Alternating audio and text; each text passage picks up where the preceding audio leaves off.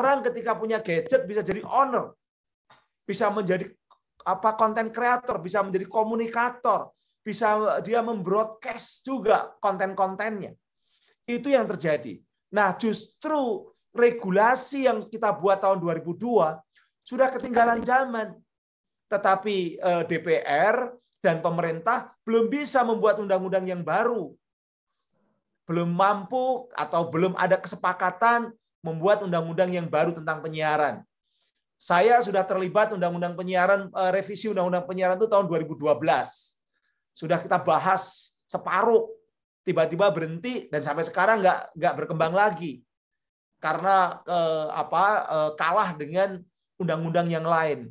Ada undang-undang ITE yang harus direvisi, ada undang-undang perlindungan data pribadi, sekarang ada publisher right yang mau dibuat undang-undang dan lain-lain. Nah, kalau kita lihat riset dari dari teman-teman Nielsen maupun juga UBS, itu kelihatan sekali bahwa semakin muda, semakin jarang nonton TV. Ini sejak 2018, 2019 turun, drop. 2003 mulainya malah 2013 dropnya itu sampai sekarang. Jadi terjadi penurunan penonton televisi. Jadi younger TV viewers collapsing, dia turun drastis. Yang masih masih istiqomah nonton TV itu usianya 55 tahun ke atas kayak Bu Armawati, saya itu kadang-kadang masih nonton televisi. Makanya TV itu lebih dekat dengan kalangan senior, orang-orang yang mohon maaf yang sudah tua. Anak-anak teenagers, anak-anak belasan tahun semakin jarang nonton televisi. Dan kalaupun nonton itu sekarang tadi beda dengan dulu. Dulu kalau nonton pasif, sekarang kalau nonton itu ribut sendiri dengan gadgetnya. Kadang-kadang share apa yang ditonton, kadang-kadang ngomentari, kadang-kadang membuli apa yang ada ditonton. Dan kecenderungan sekarang adalah anak-anak di era milenial, di era sekarang, tidak suka dengan tontonan yang harus mengikuti jadwal. Mereka ingin sewaktu-waktu, on demand. Jadi kalau misalnya ingin nonton ILC misalnya, dia cari searching di YouTube, bukan harus nonton di TV nunggu sampai malam. Misalnya begitu. Sekarang apalagi sekarang ILC udah nggak ada. Nah, ini adalah perubahan-perubahan. Teknologi mendetermine, menentukan kehidupan sosial, bahkan menentukan sejarah kehidupan. Teorinya namanya technological determinism. Itu yang dikembangkan di Toronto School oleh Harold Adam Innis, oleh Marshall McLuhan. Itu memang mengatakan bahwa teknologi itu mengubah segalanya, termasuk mengubah model bisnis, mengubah pola komunikasi. Susan Greenfield mengatakan sekarang manusia dengan teknologi digital itu nggak bisa dipisahkan, sosiometriality istilahnya. Bangun tidur yang dipegang teknologi digital, bukan kalau dulu mungkin televisi, tapi Anda coba lihat berapa jumlah televisi di rumah. Kalau nggak 1, 2, mungkin 3 agak jarang, tapi berapa jumlah gadget yang ada di rumah itu hampir sesuai dengan jumlah orang. Bahkan 1 orang bisa 2. Artinya teknologi digital itu sudah menjadi bagian dari kehidupan yang lebih dekat. Maka semuanya sekarang berubah. Ya, sekarang berubah. Kenapa berubah? Karena teknologi digital itu ibaratnya adalah menjadi bagian dari environment, jadi bagian dari lingkungan. Teori evolusinya Charles Darwin mengatakan bahwa makhluk hidup itu berubah mengikuti lingkungan. Nah, lingkungan terdekat manusia sekarang adalah teknologi. Bangun tidur dengan teknologi, mau tidur teknologi, siang pakai teknologi. Teknologi mengubah kita sebagai bagian dari lingkungan. Apalagi teknologi itu sekarang convergence. HP kita itu bisa dipakai untuk nonton TV, nonton potongan-potongan yang menarik dari TV kita, TV yang menarik diambil, dipotong, di-share di HP kita. Bisa dipakai untuk browsing. Di era abundance atau era kelimpahan ini, HP adalah jendela untuk membuka segalanya. Bukan hanya untuk nonton TV, dengerin musik, podcast, dan lain-lain, tetapi juga bisa dipakai untuk hidup dan sebagainya. Dulu TV sering disebut sebagai the extensions of sense. Dia perpanjangan dari alat indera. Kamera perpanjangan dari mata, extensions of eyes gitu. Kalau radio perpanjangan dari telinga, extensions of ear. Sekarang HP itu extensions of our activities. Dia perpanjangan dari semua aktivitas kita, extensions of life, perpanjangan dari hidup kita. Itulah teknologi digital. Maka merubah segalanya. Karena dia udah convergence. Dan teknologi digital menyebabkan kita semua terkoneksi. Secara teknikal terkoneksi. Saya sekarang ada di Bogor, tapi saya terkoneksi dengan teman-teman saya di Surabaya, terkoneksi dengan teman-teman saya di California, di Kali Baru, di Kali Kepiting, di mana saja. Terkoneksi. Itu namanya technical connectivity, lead social and economical connectivity. Karena kita terkoneksi secara teknologi, maka secara sosial, secara ekonomi, secara budaya, kita terkoneksi. Berubahlah semua. Karena menjadi the rise of the network. Network ini menjadi sangat berbesar, perannya besar sekali. Menciptakan ekonomi sharing, menciptakan communication sharing, menciptakan apapun yang namanya kekuatan-kekuatan sharing, mendisrupsi. Maka lalu yang namanya TV terbesar di dunia itu ya YouTube, ya Netflix, YouTube terutama. Kenapa? Karena orang bisa memasukkan konten apapun di YouTube.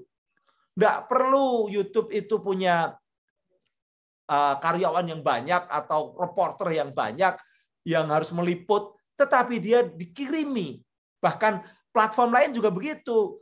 Metaverse atau Facebook pun juga hampir sama, yaitu dia nggak perlu punya wartawan, nggak perlu punya reporter, tapi konten-konten yang paling menarik dan paling grass sering muncul di situ, sehingga dia murah sekali produksinya karena nggak pakai biaya produksi. Yang memproduksi adalah manusia kita semua. Itu merubah segalanya.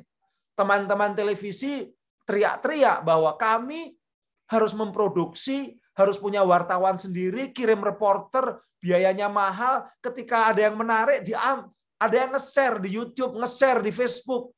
Yang dapat keuntungan YouTube, yang dapat keuntungan Facebook. Itu yang terjadi. Itulah technical connectivity, menyebabkan perubahan-perubahan. Nah, regulasi belum menyentuh sampai sana.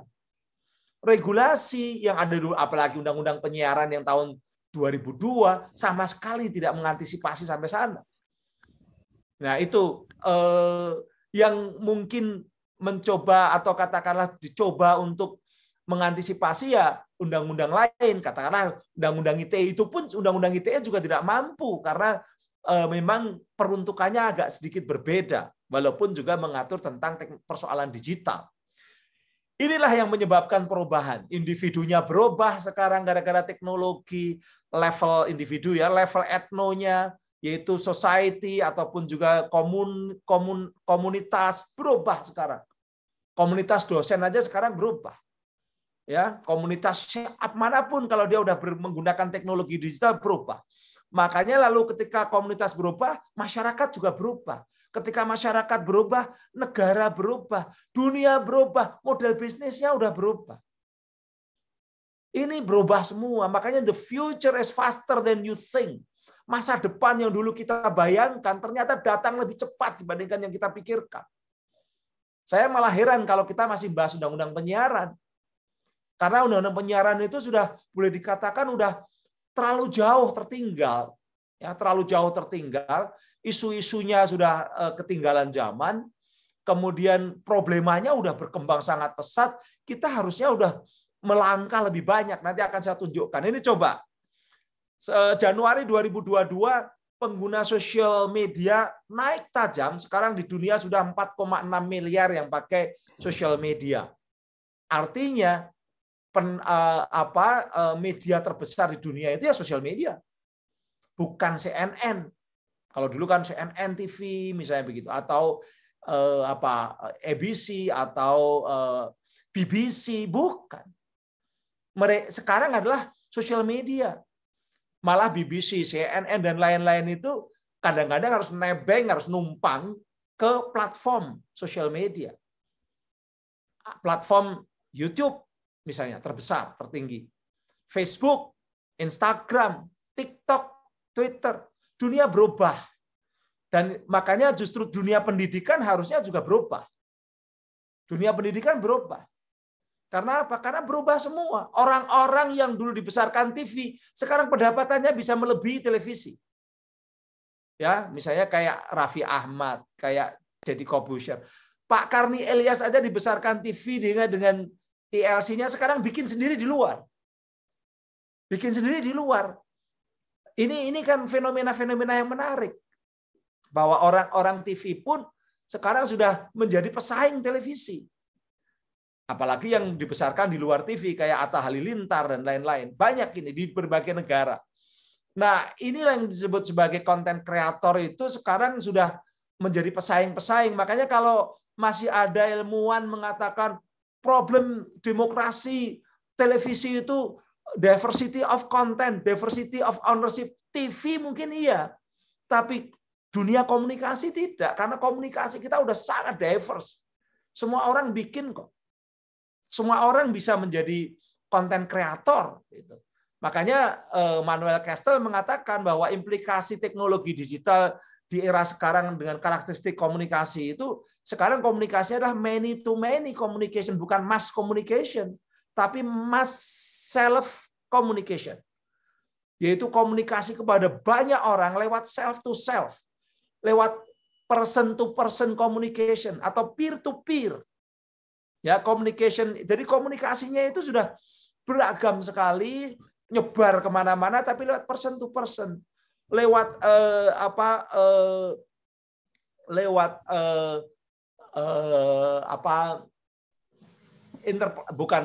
bukan ini ya, tetapi lebih pada peer to peer gitu ya, lebih ke jumlah bisa orang sedikit dengan orang sedikit, satu orang dengan satu orang, tapi nyebar gitu.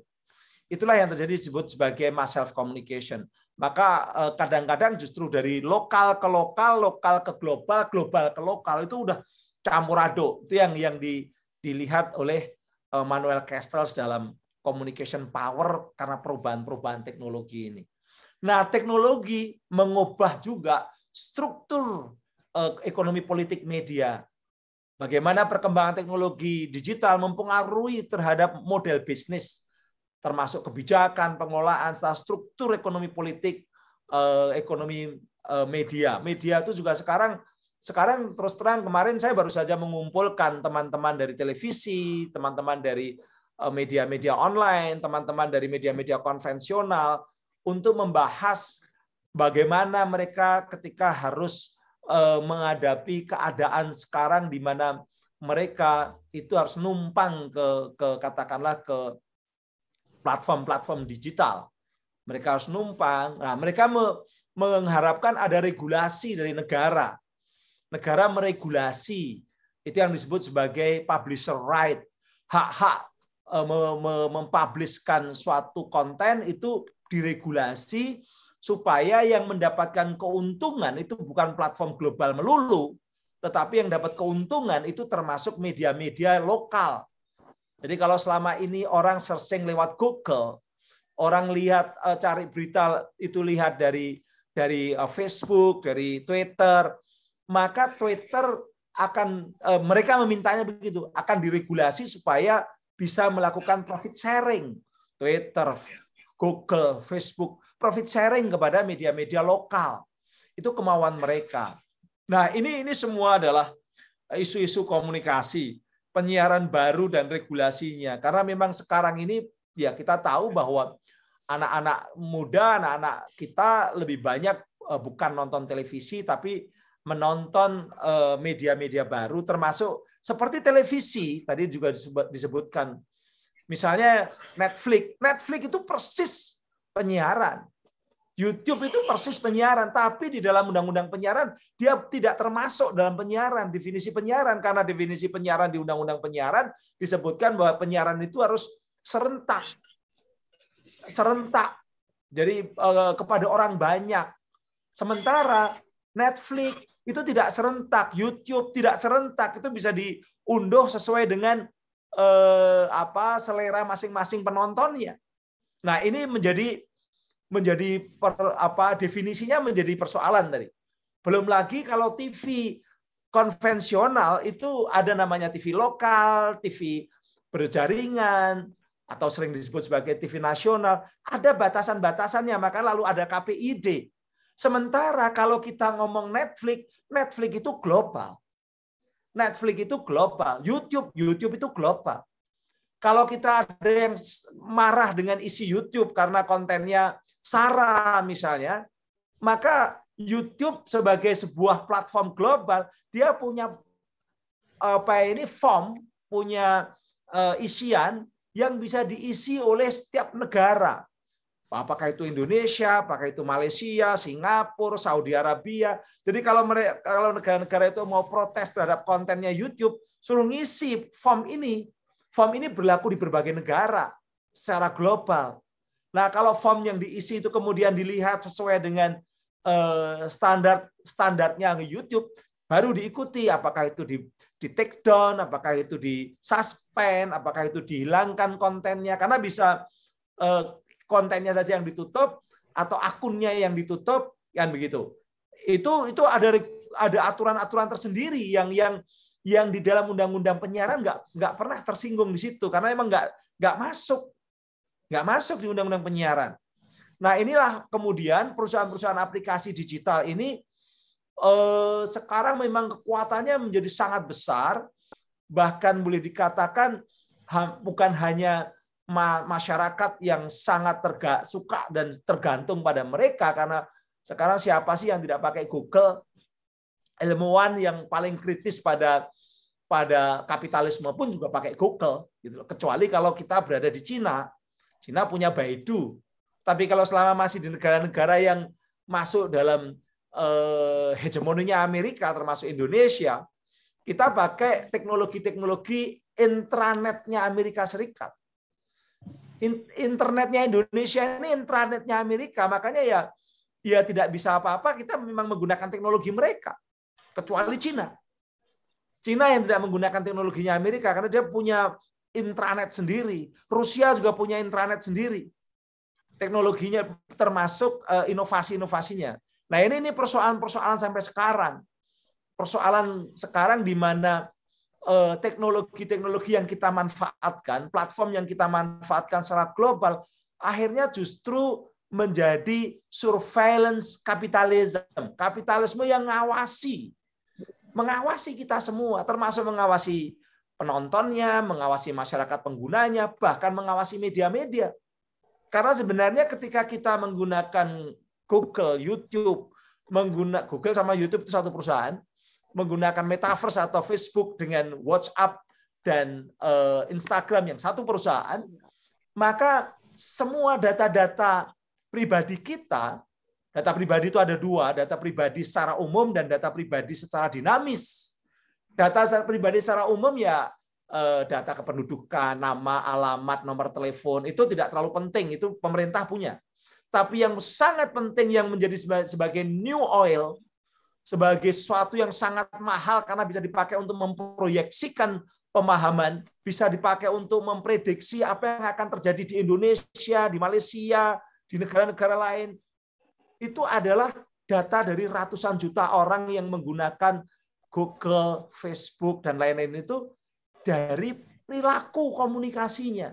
Apa yang disukai, apa yang tidak disukai, apa yang di-search, apa yang di-upload, apa yang di-komen, apa yang tidak. Ini menjadi sebuah data algoritma yang ketika dia masuk dalam record, itu menjadi big data yang bisa dipakai untuk mengukur kekuatan suatu negara, memprediksi suatu negara, bahkan ekonomi suatu negara, termasuk politik suatu negara. Itu namanya surveillance capitalism. Jadi sekarang ini kalau kita ngomong tentang teknologi komunikasi, kita ini berada di dalam cakupan global yang kita menjadi kecil dengan platform-platform besar. Nah, ini yang kadang-kala regulasinya juga sampai sekarang yang namanya Undang-Undang Perlindungan Data Pribadi belum selesai. Jadi jangan kita tinggalkan dulu undang-undang penyiaran, kita sudah membutuhkan untuk ngatur yang namanya surveillance capitalism, yaitu menggunakan undang-undang perlindungan data pribadi supaya ratusan juta pengguna Facebook, YouTube itu data pribadinya, yaitu data pribadi yang dinamis tadi, yaitu kecenderungan orang, kesukaan orang, kecenderungan politik juga. Jadi sekarang ini kecenderungan politik itu kemana itu bisa terbaca semua, bisa diprediksi. Itu harus digunakan secara fair, tidak disalahgunakan oleh para pengelola data pribadi. Ini yang sebenarnya sedang diperjuangkan. Jadi begini, what you share, apa yang Anda share, apa yang Anda tonton, itu akan dilihat oleh platform. What your behavior tell them. Jadi perilaku komunikasi digital kita itu adalah pesan bagi platform tentang Anda itu siapa, Anda itu arahnya kemana, kelompok Anda arahnya kemana, negara Anda, bangsa itu arahnya kemana. Itu akan dibaca oleh mesin tentang Anda, tentang kelompok Anda, tentang kita semua, tentang ratusan juta orang yang menggunakan Google. Itu dibaca. Inilah yang namanya surveillance capitalism. Nah, harusnya kita atur dengan regulasi. Regulasinya namanya Rancangan Undang-Undang Perlindungan Data Pribadi. Kita lihat di negara-negara yang warnanya merah, ini regulasi tentang perlindungan data pribadi sudah kuat. Kita masih hijau karena memang belum, baru ada di Undang-Undang ITE, ada di 132 aturan-aturan, tapi tersebar kemana-mana dan belum sinergi, ya, belum sinergi. Nah, ini yang harus kita siapkan. Kenapa harus disiapkan? Karena Facebook, Google itu bukan hanya merecord perilaku manusia di dunia, termasuk kita semua, menjadi sebuah data yang berguna untuk mereka untuk memprediksi ekonomi, politik, bisnis, dan lain-lain. Tapi juga ditemukan di konten-konten itu persoalan misinformation. Banyak sekali hoax di negara-negara seperti, bahkan termasuk di Amerika. Amerika yang negara demokrasinya paling hebat di dunia menurut literatur, ya, banyak yang belajar ke Amerika. Wah, contohnya Amerika, freedom of speech-nya Amerika, freedom of the press-nya Amerika. Tiba-tiba tanggal 6 Januari 2021 mereka, kalau masyarakat di Amerika sebagian demo besar menolak hasil Pilpres dan menduduki gedung Kongres, membunuh 4 orang. Ada satu bunuh diri, 100 polisi luka-luka. Ini menggoncang Amerika. Ternyata dari mana kok mereka, ternyata semua orang itu sebenarnya pinter, termasuk orang Amerika, orang Indonesia pinter. Tapi ketika the picture in their head, gambar yang ada di kepalanya itu mengatakan bahwa demokrasi Amerika itu dimanipulasi oleh kelompok Biden, mereka nggak bisa terima. Dan kata-kata manipulasi itu adanya, misinformation itu adalah dari konten-konten yang ada di Facebook, yang ada di Google, yang ada di media-media platform global yang diisi oleh orang-orang tertentu. Nah, ini problem yang terjadi di Indonesia. Apakah perlu diatur atau tidak? Di Amerika sendiri ada 2 orang anggota Kongres, yaitu Amy Klobuchar dan Ben Ray, sudah membuat bill, ya, semacam rancangan aturan undang-undang untuk mengatur bagaimana platform-platform global ini harus bertanggung jawab terhadap kontennya. Kalau kontennya ada yang hoax, ada yang disinformasi, platform global ini harus bertanggung jawab. Padahal Amerika punya First Amendment yang melarang pembatasan terhadap media, komunikasi. Tapi ini ternyata mereka tetap ingin mau mengatur, walaupun belum goal sampai sekarang. Karena ada yang mengatakan, toh sekarang Twitter, Facebook juga sudah melakukan self-regulation. Donald Trump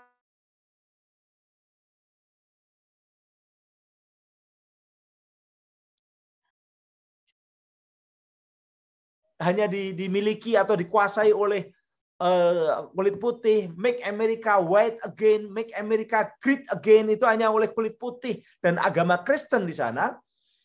Ternyata itu sebenarnya adalah, kalau menurut The Color of Change, itu adalah strategi PR dari perusahaan-perusahaan platform global. Kenapa disebut PR? Ya karena supaya mereka seakan-akan bisa dimintai tanggung jawab dan adil menghadapi keadaan sekarang, tapi kenyataannya the damage has been done. Itu ketika semuanya udah rusak, ketika sudah terjadi pengelompokan. Kalau di Indonesia ada antara kadrun sama cebong, di Amerika juga ada antara kelompok-kelompok pendukung Biden sama kelompok-kelompok pendukung Trump yang nggak bisa akur. Dan mereka selalu juga ingin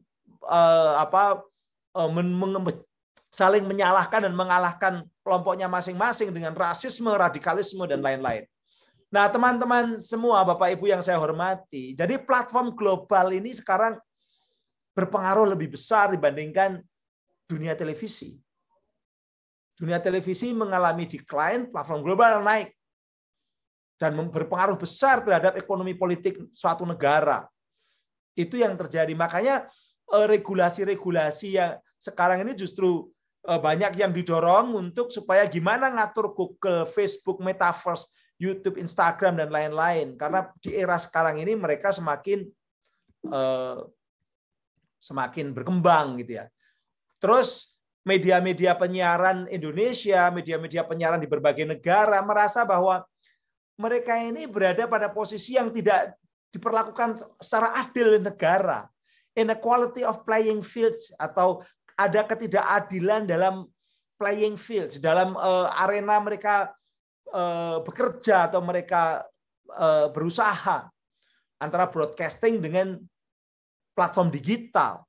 Kalau broadcasting televisi harus ngikuti undang-undang penyiaran, ngikuti PP macam-macam ya. Ada PP 51, ada PP 12, ada PP 50, macam-macam ini peraturan-peraturan tentang lembaga penyiaran swasta, tentang lembaga penyiaran publik, komunitas, ada permen, ada P3SPS yang dibuat KPI, harus bayar pajak, harus bayar BHP frekuensi. Sementara yang platform-platform global ini nggak jelas. Ada Undang-Undang ITE dan PP 71, tetapi belum sempat sampai menyentuh secara ketat. Tapi kalau TV kan sedikit-sedikit di-blur ya. Padahal yang ditonton orang anak-anak sekarang justru lebih banyak adalah digital. Nah, sehingga di sini ada keinginan supaya negara harus meregulasi ketat sebagaimana broadcasting. Meregulasi apa? Meregulasi YouTube, meregulasi Google, meregulasi Facebook, dan lain-lain. Persoalannya, mau dalam bentuk apa regulasi itu? Undang-undang, orang undang-undang penyiaran aja belum selesai. Mau dalam bentuk apa? PP. Memang PP bisa untuk memberikan regulasi-regulasi yang sampai katakanlah ada ancaman-ancaman yang mengambil hak asasi dari pelaku-pelaku. Tidak bisa. Dan nanti kalau pakai PP, nanti pemerintah dianggap mengatur media global. Itu juga akan menjadi persoalan demokrasi kalau PP perpres untuk ngatur. Tapi kalau undang-undang itu kan dibuat oleh lembaga pemerintah dan lembaga rakyat, wakil rakyat. Tapi kalau PP kan pemerintah. Membuat PP berarti sama aja dengan membuka peluang seakan-akan pemerintah yang ingin menguasai dunia komunikasi masa sekarang dan masa depan. Makanya ini jadi persoalan ini sampai sekarang. Nah, padahal teman-teman Dewan Pers sudah bikin kajian namanya publisher rights. Sekarang gabung kalangan broadcaster, penyiaran juga gabung. Akhirnya jadi publisher and broadcaster rights. Mereka ingin punya hak bahwa apa yang dilakukan oleh YouTube, apa yang dilakukan oleh Facebook, itu keuntungannya harus dibagi oleh pada mereka karena konten-konten mereka terpaksa masuk ke sana dengan alasan macam-macam, biayanya mahal, membutuhkan tenaga kerja besar, sementara YouTube itu cuman kantor kecil di sini. YouTube dengan Google itu punya kantor hanya beberapa orang, Mbak Putri apa wakilnya, 1 orang malah, misalnya begitu. Tapi dia gede banget di Indonesia. Di dunia negara lain juga gede. Sementara kalau kita ngomong MNC, ngomong Metro TV, orangnya banyak. Nah, ini media konvensional membutuhkan biaya yang besar, tapi keuntungannya banyak yang kalah dengan platform global yang jumlahnya sedikit, tapi kekuatan platform global sangat kuat karena didukung oleh communication sharing. Communication sharing itu yang terjadi. Nah, belum selesai di situ, muncul lagi teknologi baru. Jadi kalau penyiaran itu teknologi, internet teknologi, sekarang teknologi barunya blockchain. Blockchain juga teknologi. Internet melahirkan inovasi namanya YouTube, lalu muncul profesi YouTuber. Internet melahirkan inovasi namanya Twitter, lalu muncul profesi namanya buzzer. Internet memiliki inovasi namanya Instagram, lalu memunculkan profesi selebgram. Blockchain juga memunculkan inovasi, ada kripto, ada metaverse, ada NFT. Dan kripto, metaverse, dan NFT memunculkan profesi-profesi seperti trader, exchanger, hunter, developer, promotor, edukator, kolektor, investor, konsultan, dan lain-lain. Apakah perguruan tinggi sudah menyiapkan itu? Belum. Itu masa depan. Mungkin sekarang orang ketawa. Untuk apa sih blockchain? Ini sama dengan ketika orang membahas teknologi digital, internet kira-kira 40 tahun yang lalu. Orang tidak, apa itu internet? Apa itu digital? Nggak tahu. Tapi nanti ke depan ketika semuanya sudah terjadi, ya seperti sekarang, tiba-tiba digital dikuasai oleh kekuatan-kekuatan modal asing. Blockchain juga akan seperti itu. Blockchain ini teknologi yang digunakan sebagai sistem penyimpanan atau semacam bank data ya, secara digital yang kait-mengkait. Sehingga kalau blockchain itu lebih aman, istilahnya lebih immutable, lebih kekal, kemudian desentralisasi karena datanya itu satu orang itu bisa punya blockchain sendiri, satu perusahaan punya blockchain sendiri, satu kelompok punya blockchain sendiri, sehingga kait-mengkait penggunanya, akun-akun penggunanya itu saling kait-mengkait. Sehingga tidak ada yang namanya akun bodong atau abal-abal atau anonim di blockchain, tidak bisa. Ini yang membedakan. Dan dia blockchain ini akan lebih terpercaya, lebih terjamin keasliannya. Kayak apa dia? Kan gitu kan? Blockchain adalah teknologi.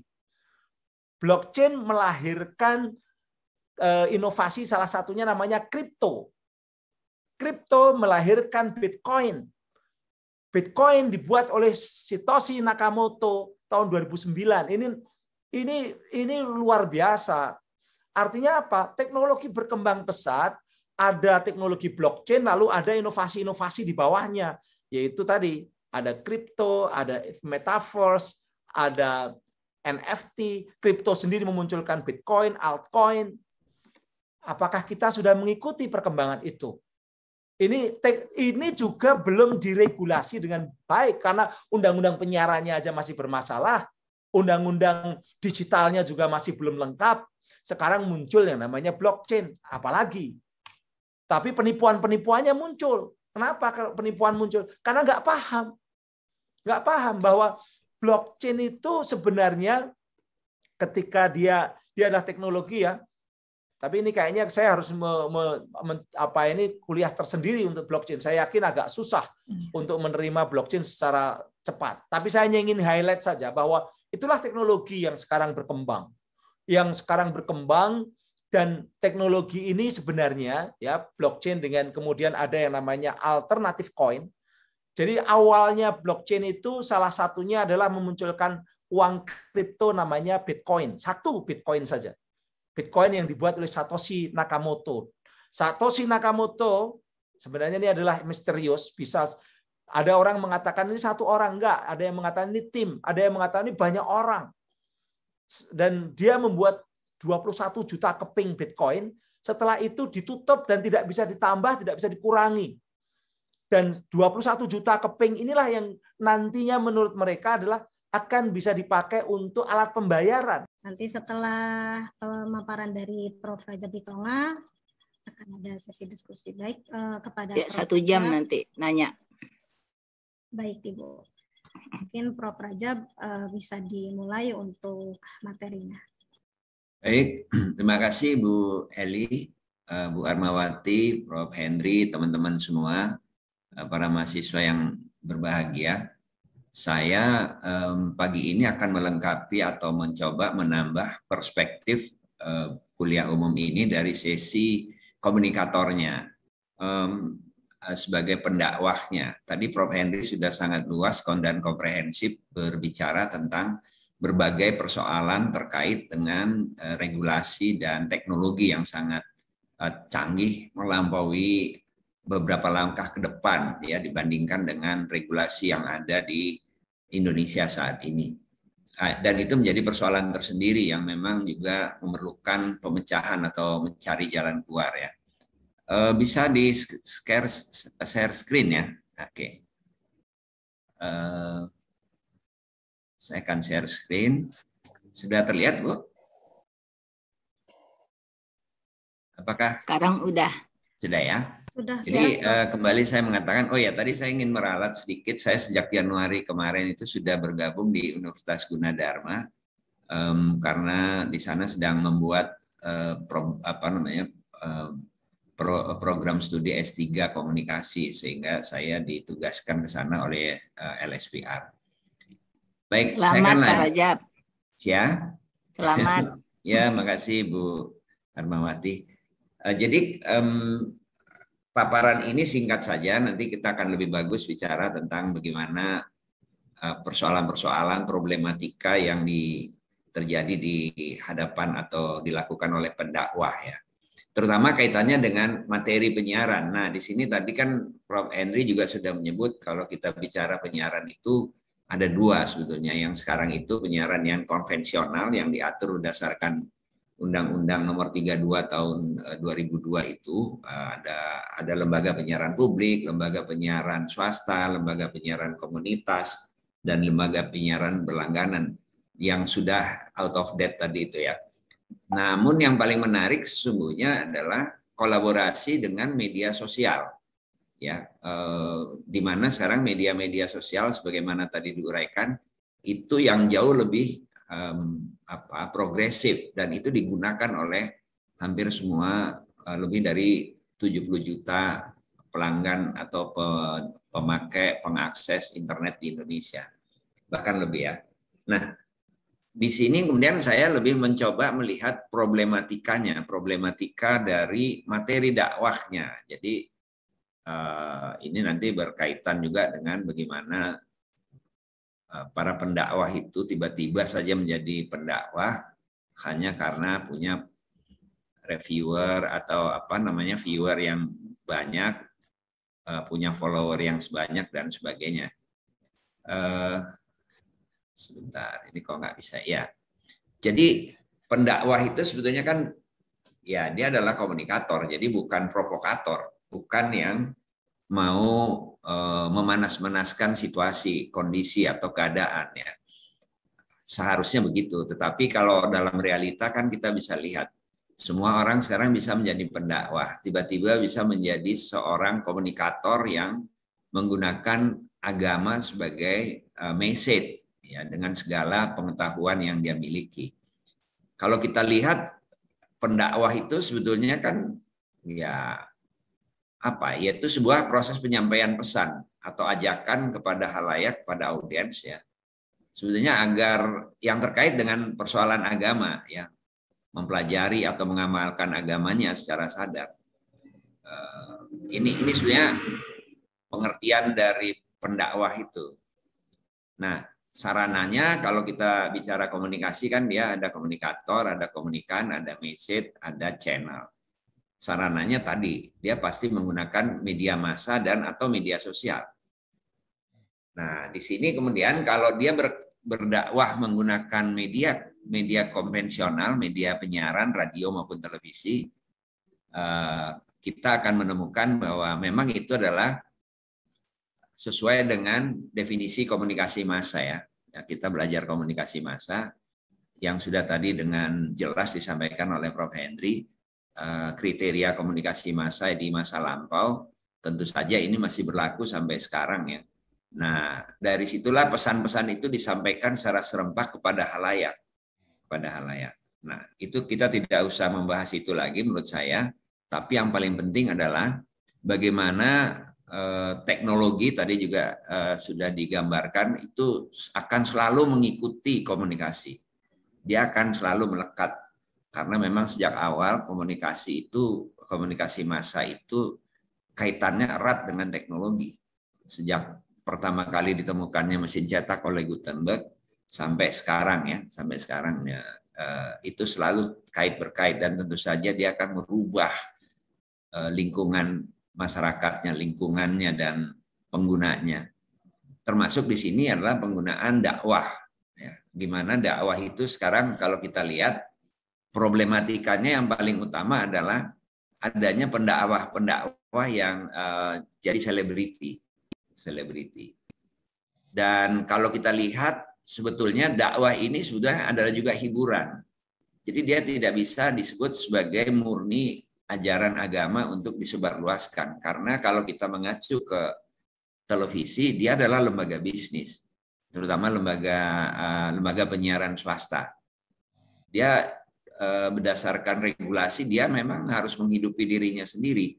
Dia harus mencari uang. Sementara tadi cost yang dia keluarkan sangat besar, sehingga salah satu caranya adalah bagaimana membuat acara-acara yang menarik bagi kalangan halayak, dan itu ditonton untuk mendapatkan rating sekaligus untuk mendapatkan pemasukan ya dalam bentuk iklan nantinya. Ini alasan kenapa kemudian televisi-televisi yang konvensional itu selalu, kalau kita lihat misalnya sekarang di bulan Ramadan ini, berusaha menampilkan berbagai acara-acara yang berbau keagamaan begitu, tapi pada perspektif sebagai hiburan. Jadi semata-mata hiburan. Karena dia akan mencari tadi rating sebagai tolok ukur akan berlanjut atau berhentinya sebuah program acara ya. Jadi kalau ratingnya jeblok, ya acara itu akan berhenti. Tapi kalau ratingnya bagus, acara itu akan lanjut bertahun-tahun. Sebagaimana kita coba lihat dulu itu ada acaranya Tukul, itu lebih dari 10 tahun lebih dia bisa bertahan sebagai sebuah acara hiburan yang kalau kita lihat materinya tidak lebih baik daripada materi-materi yang ada di program pendidikan di misalnya radio atau lembaga penyiaran publik di TVRI. Namun karena dia dianggap lebih menarik, lebih mengena, maka dia lebih lama bisa bertahan dan bisa menghasilkan iklan yang banyak. Nah, begitu juga dengan dakwah ini. Jadi seorang itu bisa saja dinobatkan menjadi ustadz atau dai. Padahal latar belakang pendidikannya itu tidak memadai. Kualitas keilmuannya, kualitas dakwahnya itu tidak memadai. Namun dengan dipoles tertentu, polesan tertentu, disertai dengan kemahiran beretorika, ya seorang itu bisa tampil di televisi, di radio dan sebagainya.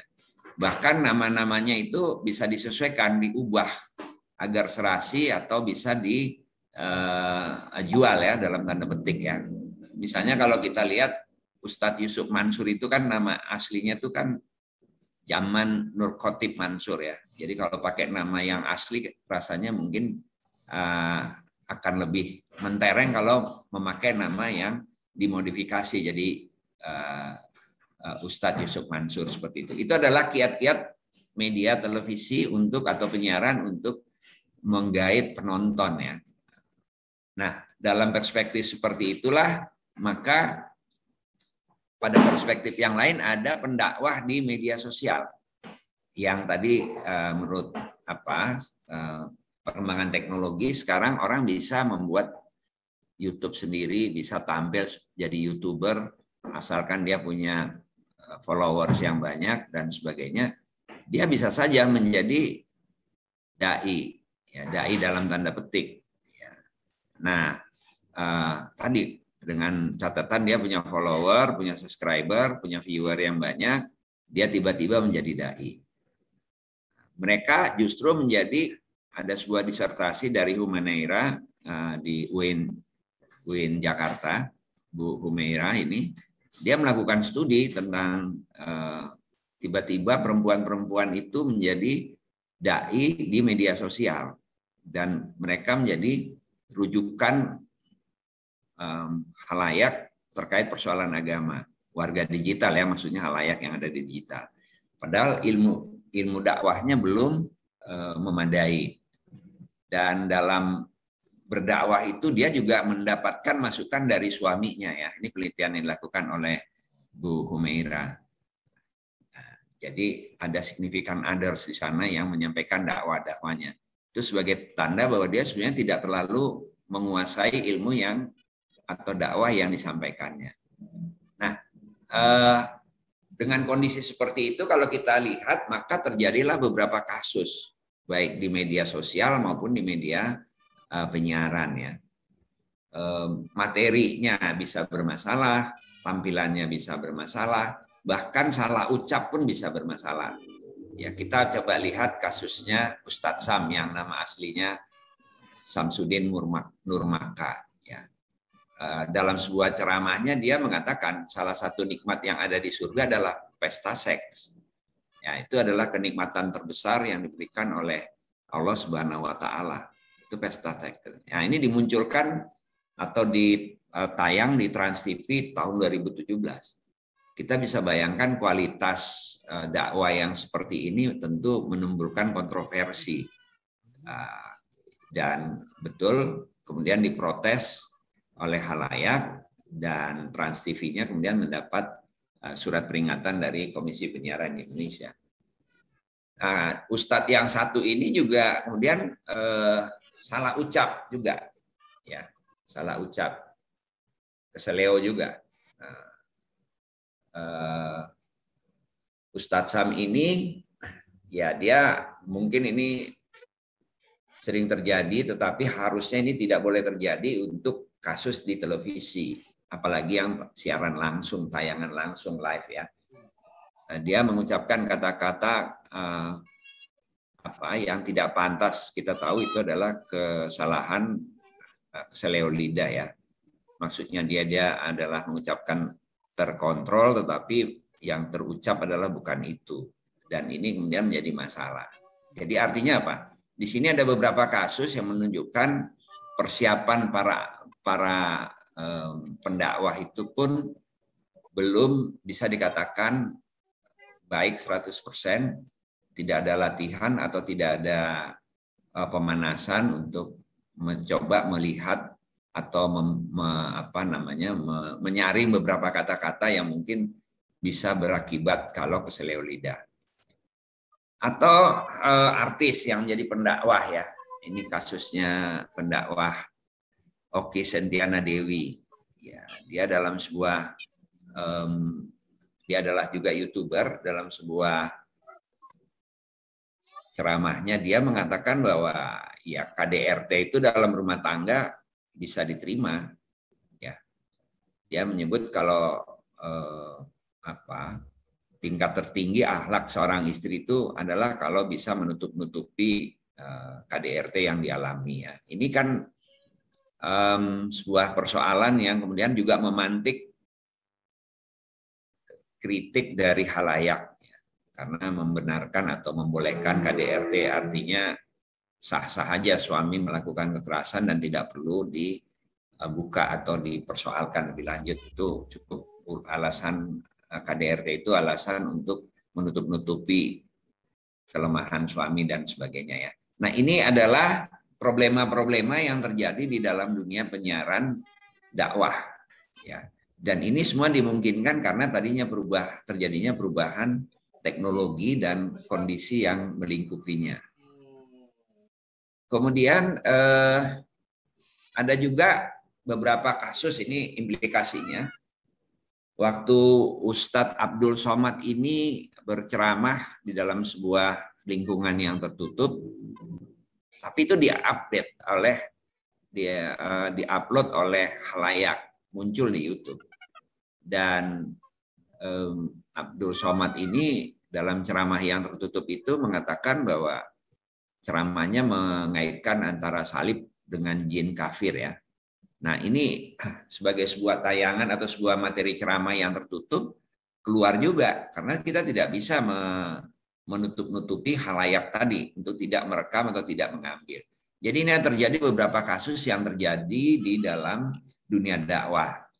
Nah, beberapa kondisi ini sesungguhnya menjadi sebuah tantangan tersendiri bagi seorang pendakwah. Dia harus memahami lingkungan tempat dia berdakwah, kemungkinan dakwahnya akan dijadikan sebagai materi yang akan muncul di YouTube dan sebagainya, sehingga seorang pendakwah itu sebetulnya kalau menurut saya dia harus memahami jurnalisme profetik ya. Jurnalisme profetik ini pertama kali di Indonesia diperkenalkan oleh pemimpin redaksi Republika, juga pemimpin redaksi Antara dulu Pak Parni Hadi, yang menurut beliau ini jurnalisme profetik itu kan dijiwai dari spirit dakwah Nabi Muhammad SAW yang menjalankan jurnalisme, yang menjalankan amar ma'ruf nahi mungkar ya.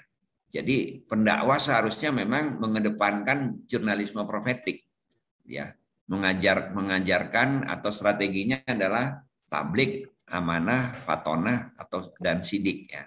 Nah, dengan demikian maka seorang komunikator sebagai dakwah tadi yang saya sebut di depan bukan provokator. Dia harus mengenali lingkungan, harus memperkirakan materi dakwahnya. Nah, sekeras apapun sebuah dakwah kalau dalam sebuah ruang tertutup sah-sah saja, boleh-boleh saja. Namun yang harus dipertimbangkan adalah kalau dakwah itu nanti diupload ke YouTube. Ya, sebab tadi platform media sosial itu ada di mana-mana dan dimiliki oleh semua kalangan. Nah, ini adalah ancaman atau persoalan-persoalan yang dihadapi oleh para pendakwah ya pada saat ini. Mungkin dari saya itu Bu Armawati sekedar melengkapi atau menambah tadi perspektif dari Pak Prof Henry. Demikian, terima kasih. Ya, terima kasih Pak Prof Rajab.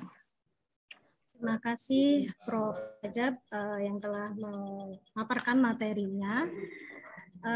Dan sekarang saya buka untuk sesi tanya jawab bagi Bapak Ibu hadirin ataupun rekan-rekan mahasiswa yang ingin bertanya. Silakan sampaikan pertanyaannya baik secara langsung maupun melalui kolom chat yang ada di Zoom.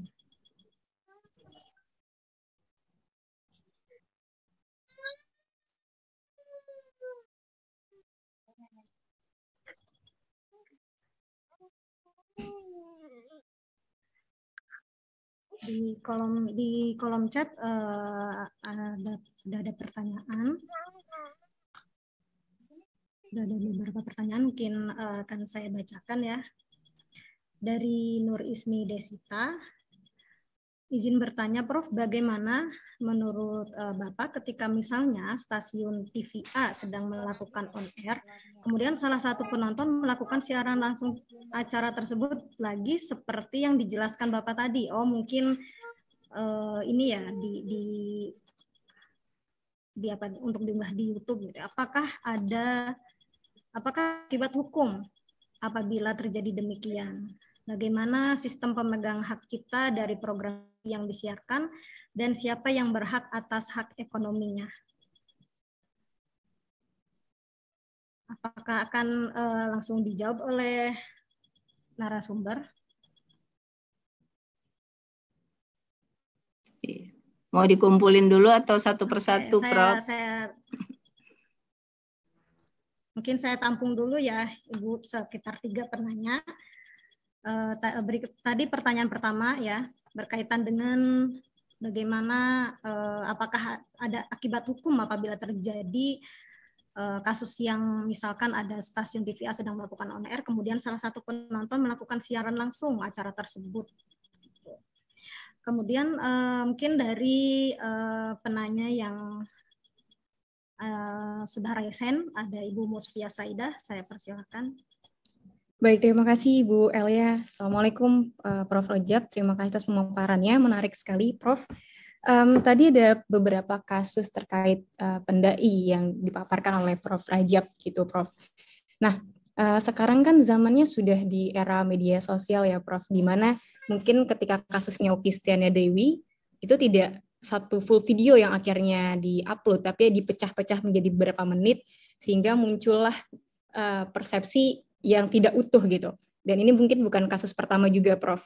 Nah, pertanyaan saya dari kasus-kasus yang sudah ada, mungkin bisa jadi saya menangkap pendakwah ini, entah siapapun itu, bermaksud untuk menceritakan tidak seperti itu. Dalam kasus Ustazah Oki, konteksnya saat itu sedang berceramah di depan ibu-ibu, tapi di 2022 dengan perkembangan media sosial, isunya dibawa ke KDRT. Nah, pertanyaan besarnya, Prof, apakah kita membutuhkan hukum tertentu, khususnya terkait dakwah itu sendiri? Lalu menyikapi perkembangan media seperti saat ini, bagaimana akhirnya posisi pendakwah yang akan melakukan dakwah dengan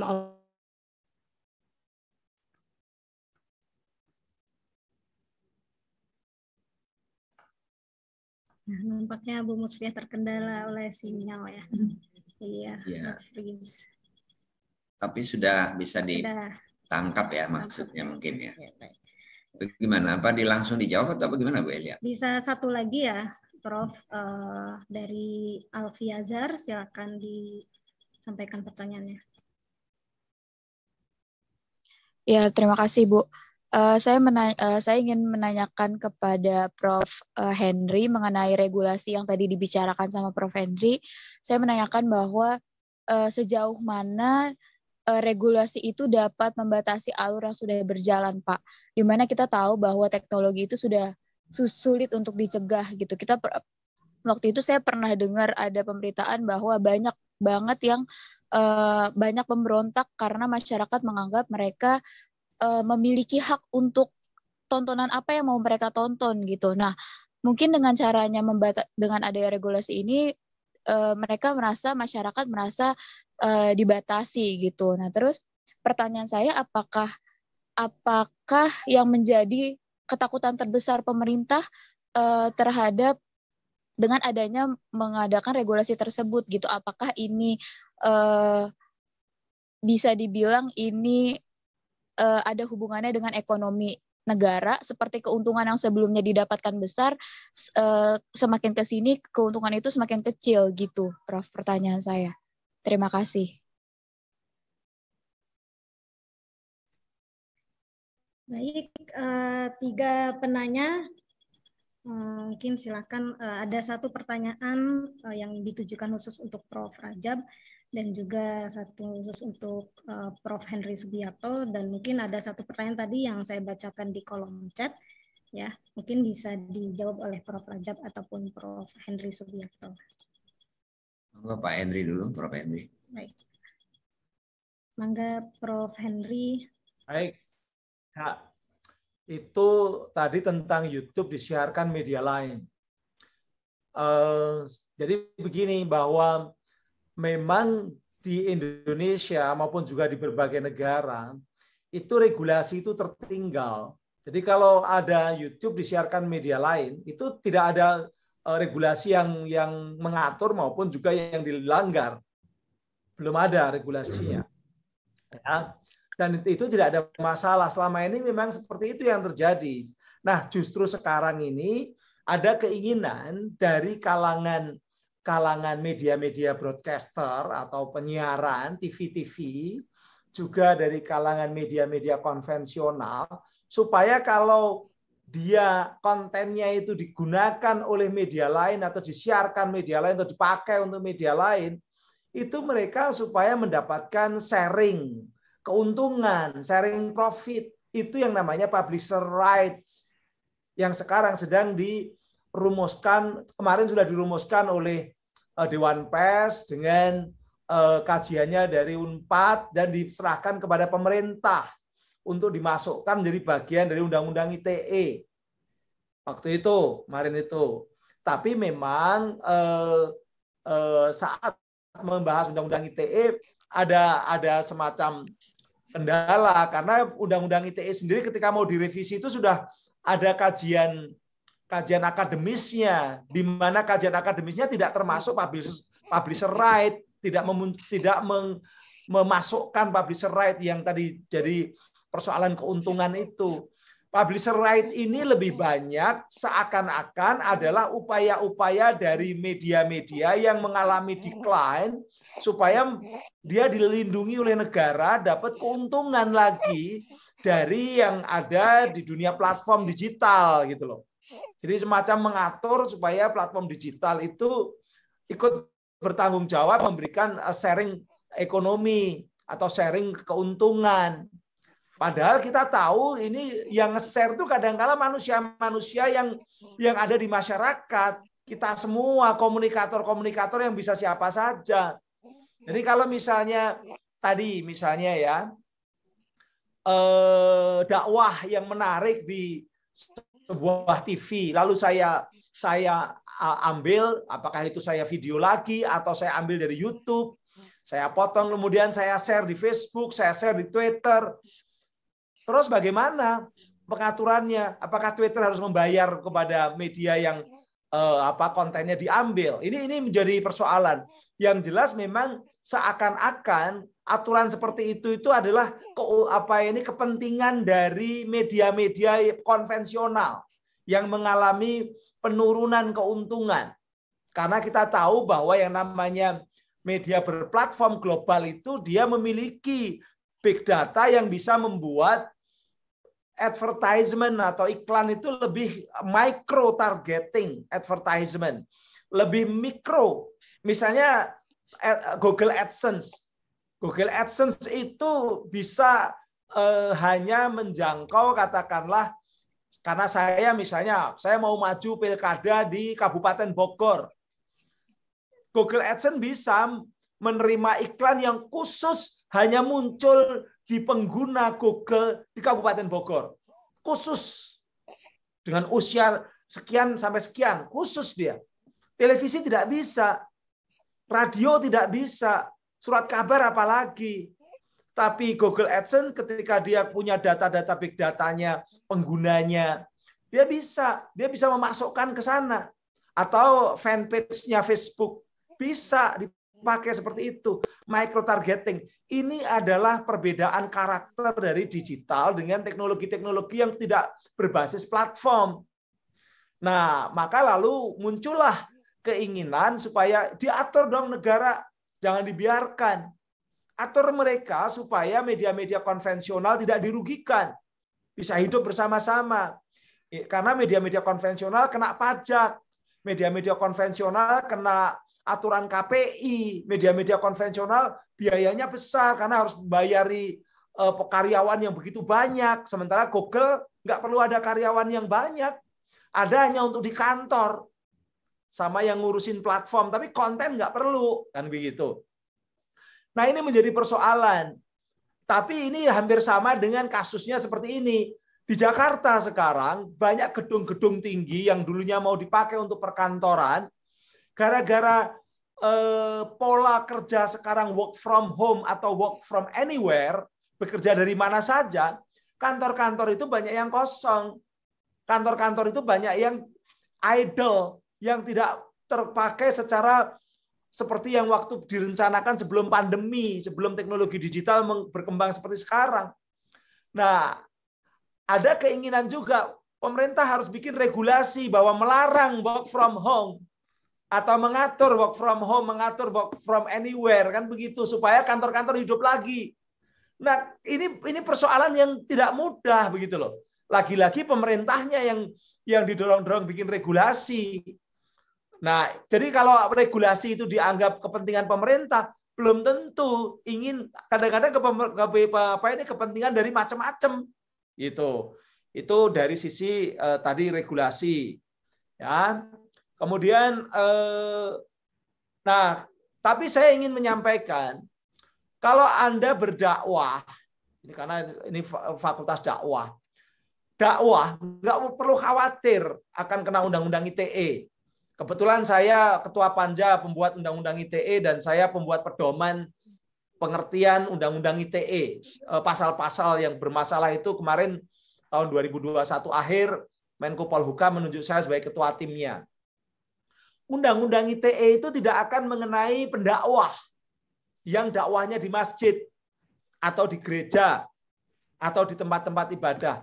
Karena undang-undang ITE itu undang-undang tentang transaksi elektronik.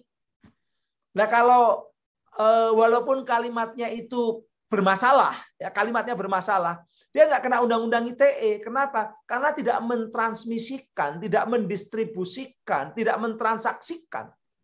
Yang kena itu yang mendistribusikan, yang mentransmisikan, yang membuat dapat diakses. Itu undang-undang ITE. Kalau namanya pendakwah, namanya dai, namanya ustadz, dia ceramah di masjid atau di musola, kan tidak mentransmisikan. Yang mentransmisikan kan orang lain, yang rekam, kemudian yang upload. Jadi yang bermasalah itu bukan Ustadz Abdul Somad ataupun juga yang lain, tapi adalah yang merekam dan yang upload. Karena yang dilarang oleh Undang-Undang ITE itu setiap orang dengan sengaja tanpa hak mentransmisikan dan atau mendistribusikan dan atau mentransmisikan dan atau membuat dapat diaksesnya informasi elektronik. Pendakwah kan nggak mentransmisikan, kecuali selain dakwah dia juga punya YouTube sendiri, punya podcast sendiri, lalu dia upload. Nah, nguploadnya ini yang bermasalah. Nguploadnya ini yang bermasalah kalau kontennya adalah menyerang atau menyebarkan informasi yang isinya kebencian suku, agama, ras, dan antar golongan. Itu kena Undang-Undang ITE pasal 28 ayat 2. Atau menuduhkan sesuatu hal pada seseorang, karena Undang-Undang ITE pasal 27 ayat 3. Tapi nuduh pada seseorang memang dilarang. Nuduh itu hampir sama dengan fitnah, dekat sekali dengan fitnah. Nuduh dengan tujuan ingin menghancurkan dan dia tahu bahwa tujuannya salah tapi terus ingin nuduh. Misalnya saya nuduh Prof Rajab karena saya ingin menghancurkan Prof Rajab, saya tuduh Prof Rajab kalau ketemu sama saya nyuri uang saya, misalnya begitu. Itu namanya nuduh, lalu saya upload di Facebook. Ya saya kena Undang-Undang ITE karena mendistribusikan dan mengupload tadi, membuat dapat diaksesnya.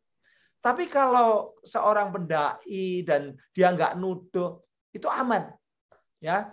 Jadi kalau hanya nge-share acara di televisi juga aman, karena apa yang ada di televisi itu tidak berlaku Undang-Undang ITE, tapi berlakunya Undang-Undang Penyiaran dan Undang-Undang Pers kalau terkait dengan pemberitaan.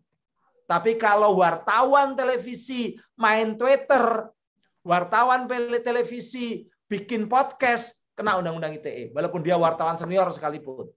Tapi kalau institusinya menghasilkan sebuah konten, dia tidak kena ITE karena dia adalah yang konten-konten itu tunduk kepada Undang-Undang Pers dan Undang-Undang Penyiaran. Demikian, terima kasih.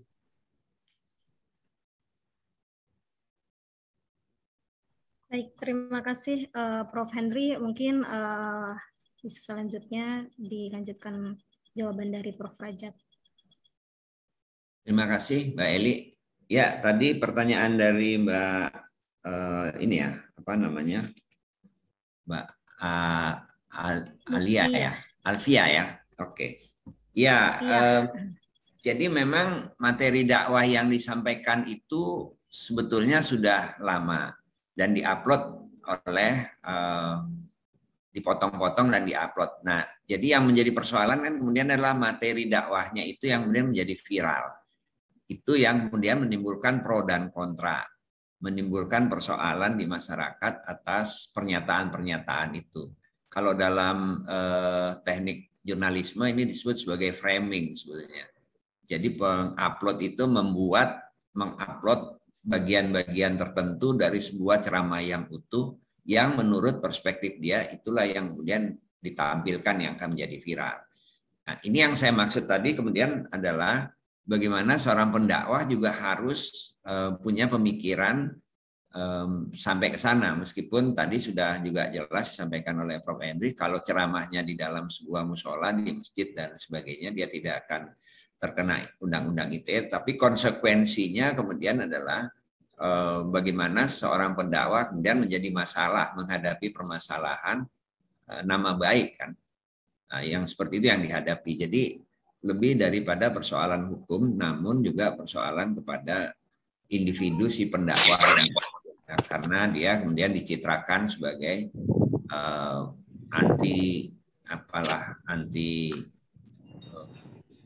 tidak setuju atau setuju terhadap persoalan-persoalan tertentu dan seterusnya ya.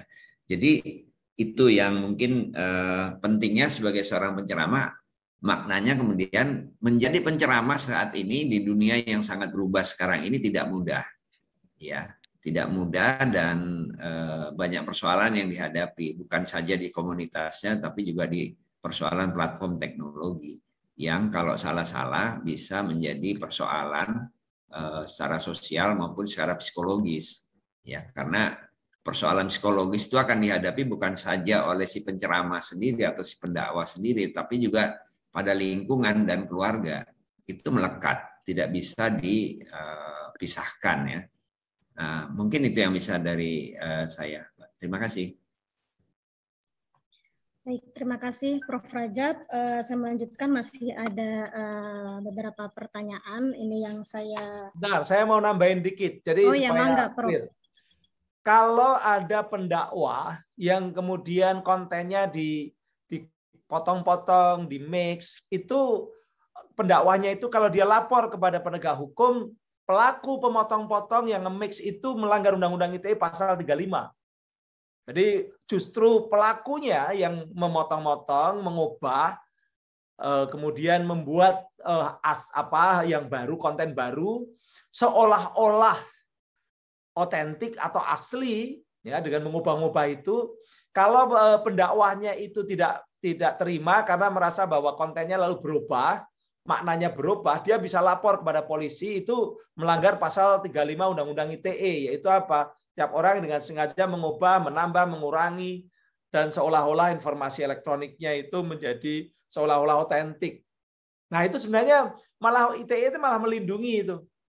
Melindungi, dan itu ke pelakunya itu kena agak tinggi, termasuk kasusnya Buniyani, ya, Buniyani yang dulu kasus sama Ahok itu kan dia kena pasal 35 karena dianggap dia memotong konten yang aslinya dari Ahok yang pas ada kata-kata pakai. Jadi jangan percaya surat Al-Maidah, jangan percaya orang yang pakai surat Al-Maidah 51, pakainya hilang, dihilangin. Nah, itu kena dia karena memotong. Karena kontennya lalu berbeda. Kalau jangan percaya dengan orang yang pakai surat Al-Maidah 51 dengan jangan percaya surat Al-Maidah 51, kan beda. Ya, yang pakai sama Al-Maidah kan beda. Nah, memotong seperti ini lalu memunculkan makna yang berbeda itu melanggar Undang-Undang ITE pasal 35. Udah, itu aja. Terima kasih. Ya, baik Prof, terima kasih tambahannya. Namun nampaknya secara umum, apakah pendakwah ini penasaran ya Prof ya, masih melanjutkan. Pendakwah di Indonesia ya Prof, secara umum apakah sudah memiliki pemahaman dasar terkait itu Prof? Karena yang terjadi ini Prof ya, yang kebanyakan terjadi itu ketika misalkan kasus Ustazah Oki, ya yang yang dibully itu beliau, atau mungkin yang ceramah di masjid gitu ya, yang tentang salib tadi ya, salib dan jin kafir itu.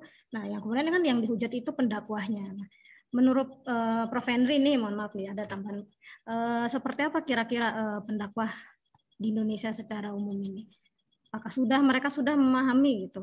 Apakah ketika itu ya gini, kalau Undang-Undang ITE memang nggak kena itu pendakwah yang di masjid itu tidak kena, tapi KUHP bisa kena karena KUHP tidak mensyaratkan orang harus mengupload atau mentransmisikan, mendistribusikan.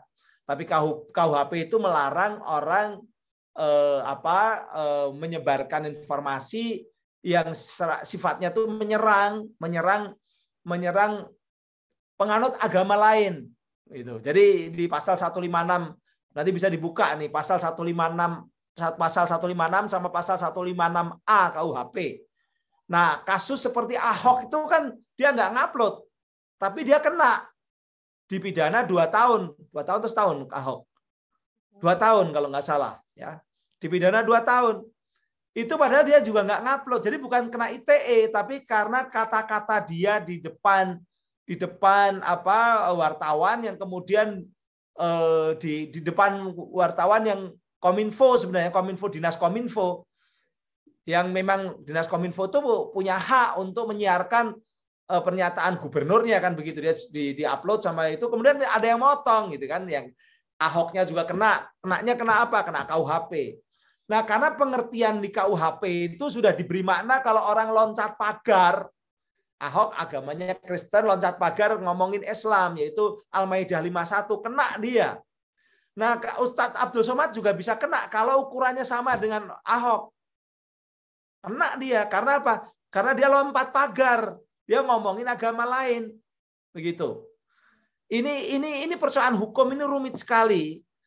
Gara-garanya adalah orang hampir semua persoalan hukum yang terkait dengan agama itu selalu jadi perhatian besar dari publik, dan publik juga mendorong-dorong.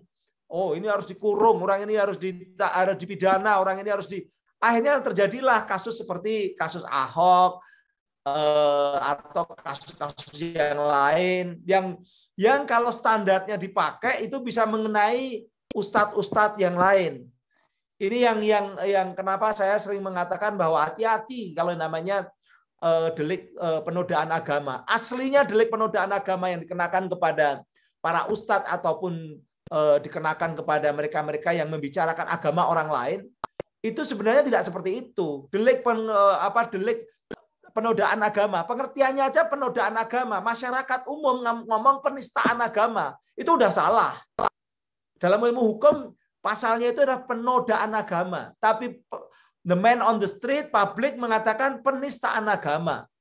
Penodaan agama itu pasal 156, itu munculnya dari PNPS nomor 1 tahun 65, yang dulu di era akhir Bung Karno jadi presiden itu muncul. 156A itu dulu dipakai untuk mengatur kelompok-kelompok aliran kepercayaan yang ingin membuat orang yang beragama, terutama Islam waktu itu menjadi tidak beragama Islam lagi karena ada ajaran-ajaran yang menyimpang. Itu sebenarnya penodaan agama itu untuk kelompok gerakan yang mengajarkan agama menyimpang. Makanya di situ di dalam pasal 156A itu ada pasal 156B-nya, ada A dan B ya. Yang B-nya itu mengatakan bahwa agar orang tidak percaya pada agama tertentu sesuai dengan ketuhanan yang Maha Esa. Jadi mengajak orang untuk tidak percaya dengan agama, bukan sekedar salah omong. Sekarang ini orang salah omong, salah nge-tweet, salah nulis, kena penodaan agama. Jadi di pasal 156A itu dibuka. Gara-gara kasus Ahok dibuka, lalu menjadi karet sekarang. Makanya kenapa lalu sekarang ustadz-ustadz harus hati-hati, karena pasal ini udah jadi karet sejak kasus tahun 2017. Kalau ukuran Ahok dikenakan, banyak ustadz akan kena. Karena karetnya. Tapi kalau pakai yang PNPS, pakai PNPS sesuai dengan aslinya, tidak kena, karena itu dulu untuk gerakan-gerakan yang sengaja untuk memelencengkan ajaran agama. Makanya harus penodaan agama itu harus ada di peringatan dulu, diperingatkan oleh Kementerian Agama, diperingatkan oleh Kejaksaan, diperingatkan oleh Menteri Dalam Negeri atau pemerintah daerah. Tapi dia ngeyel, nah itu baru kena tokoh-tokohnya. Sebenarnya begitu. Tapi sekarang adalah orang salah nge-tweet, orang salah ngomong, orang salah bicara, kena penodaan agama. Gara-gara dipakai untuk politik. Ya. Baik, terima kasih Prof. Ini ada pertanyaan juga yang mungkin bisa berkesinambungan juga. Ini dari Adinda Amalia Solihah, mengingat betapa trikinya dakwah di media penyiaran. Lantas perlukah ada lembaga yang mungkin lembaga independen yang dibentuk pemerintah untuk mengawasi konten dakwah di media sosial? Apakah perlu atau justru itu membatasi gerak dakwah? Nah, itu pertanyaan pertama dari Adinda Malia Solihah. Kemudian ada dari Ahmad Ripai terkait masa depan penyiaran ini, Prof. Tadi di materinya Prof. Henry juga disampaikan bahwa regulasi penyiaran kita sudah usang, sudah tidak relevansi. Lantas bagaimana eksistensi penyiaran khususnya TV dan radio gitu menghadapi persaingan dengan media-media yang berbasis internet. Kemudian mungkin ini juga Prof ya, saya jadi penasaran juga menurut Prof. Rajab dan juga Prof. Henry, mengingat penyiaran ini kan sudah lumayan tertinggal gitu. Lantas bagaimana ya prospek untuk lulusan profil lulusan mahasiswa komunikasi penyiaran Islam ini gitu. Mengingat prodi kami kan menyiapkan mahasiswa-mahasiswa kami untuk bisa terjun di bidang penyiaran. Sedangkan ternyata penyiaran di sini kita sudah sudah banyak kesenjangan antara perkembangan teknologinya. Gitu. Seperti itu, Prof. Mungkin bisa. Silakan Pak Rajab dulu aja deh. Saya belakangan. Oke, Prof. Rajab. Mungkin tadi ya, perlukah ada lembaga untuk mengawasi konten dakwah di media sosial seperti itu? Ya, makasih. Kalau menurut saya sih nggak perlu ya. Karena kan kalau diatur lagi tambah ruwet nanti. Jadi biarkan saja. Toh sudah ada yang mengatur, ada undang-undang ITE, ada undang-undang penyiaran, ada undang-undang pers dan sebagainya. Yang perlu itu adalah kesadaran para pendakwah. Yang kalau menurut saya tadi adalah bagaimana sebagai seorang pendakwah itu memahami tugas fungsinya dia. Jadi kalau diatur-atur itu nanti akan ribet lagi. Jadi nggak perlu. Lalu yang kedua tentang masa depan lulusan KPI gitu ya. Ya, sepanjang dunia penyiaran ini masih ada, sepanjang teknologi masih digunakan dan prospek penyiaran juga masih tetap ada, saya pikir nggak ada masalah dengan lulusan komunikasi. Cuma memang harus bersaing ya. Kita ini kan jurusan komunikasi ada di hampir semua universitas, bahkan yang tingkatnya di kabupaten, universitas di kabupaten pun memiliki fakultas komunikasi. Khusus yang di Kementerian Agama ada fakultas dakwah dan komunikasi. Nah, ini semua memperebutkan porsi pekerjaan tertentu yang berada di bidang penyiaran atau public journalism yang tentu saja bukan cuma atau berasal dari lulusan ini, lulusan komunikasi atau pendakwah, karena ini adalah profesi yang terbuka, semua jurusan, semua fakultas bisa menjadi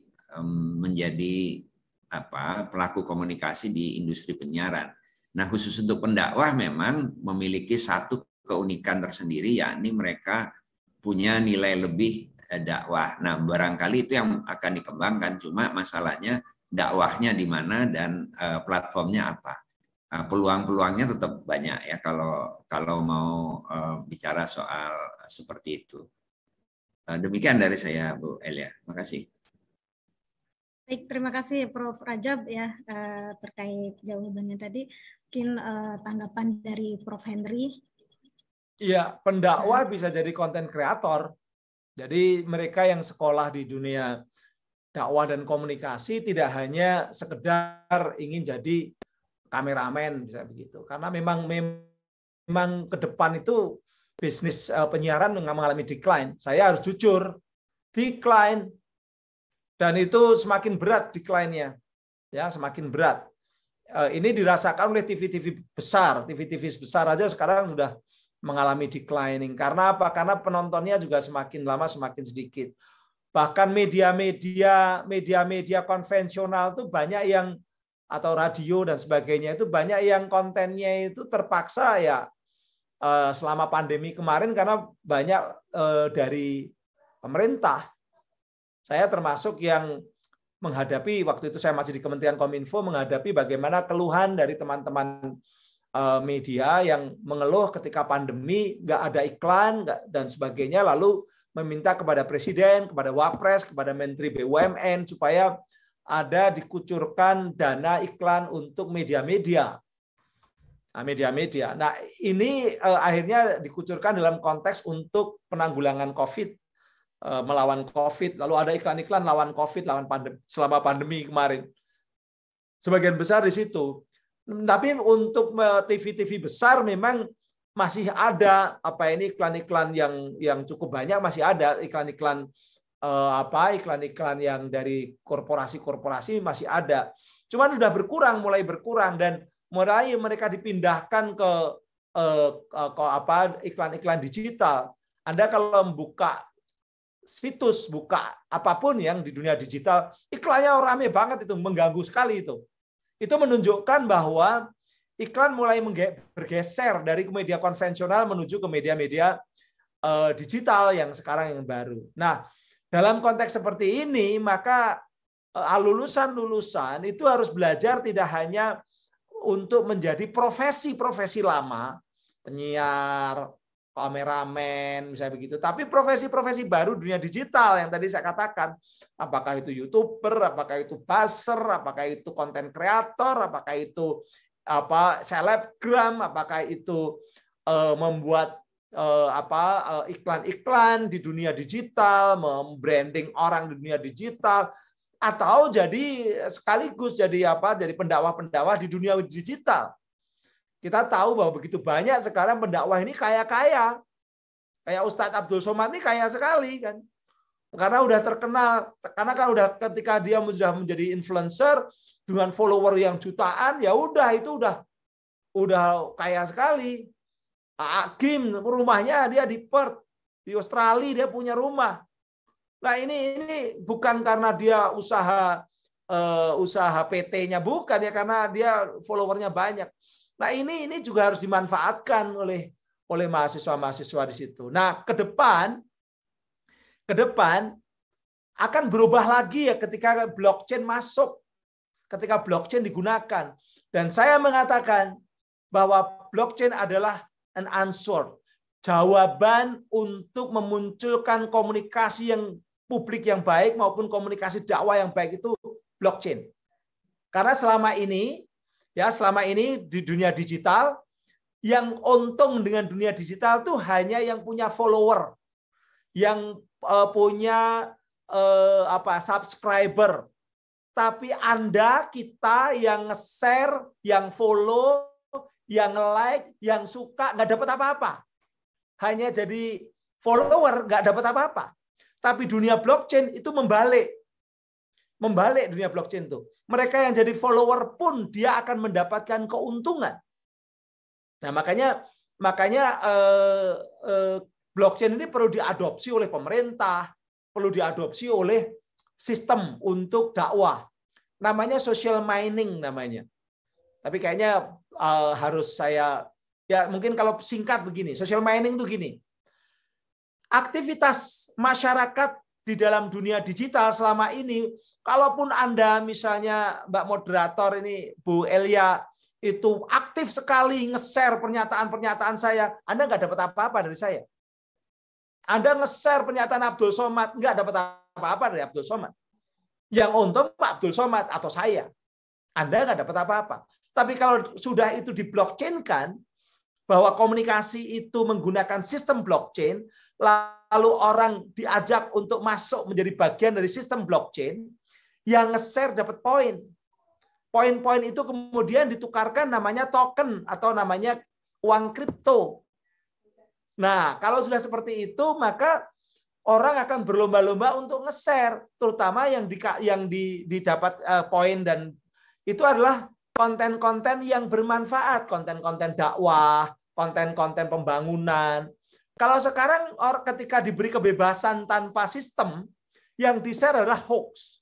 Yang di-share adalah yang sensasional. Yang di-share adalah konten-konten yang bermasalah. The bad news is the good news. Tapi karena kalau pakai sistem blockchain, itu nanti ketika orang share dakwah Islam, dia dapat poin, dan ketika poinnya dikumpulkan, itu bisa ditukarkan dengan kripto, lalu kriptonya bisa dipakai untuk menukarkan dengan namanya minyak goreng, dengan gula. Ibu-ibu, mak-mak akan senang sekali untuk nge-share, dan dia dapat.